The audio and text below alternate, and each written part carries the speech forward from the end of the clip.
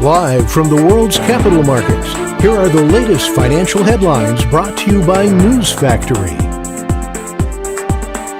Hello and welcome to Friday's Daily Financial Report. The last session saw the dollar fall 0.5% against the yen. The Williams indicator is giving a negative signal. The Bitcoin-dollar pair skyrocketed 4% in the last session. The MACD is giving a positive signal. The last session saw the gold gain 0.6% against the dollar. The ROC is giving a positive signal. The oil-dollar pair skyrocketed 1.5% in the last session. The ROC is giving a positive signal. And now let's hear what our chief analyst picked up for us today. Wall Street's main indexes turned positive after choppy trading, with the blue-chip Dow touching a one-week high.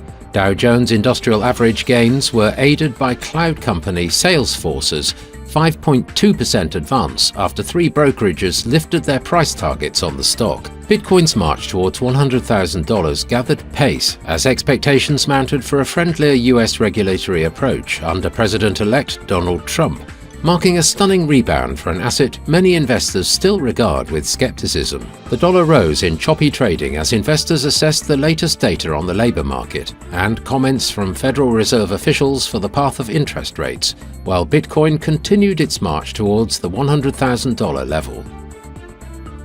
Those were today's major economic events, and now moving on to world financial headlines. This week's economic calendar brings a lineup of key reports that vary in importance. Market participants should remain alert as these events may trigger significant price movements and affect trading conditions across major asset classes. As we await these data points, it's wise to prepare for the market's reaction.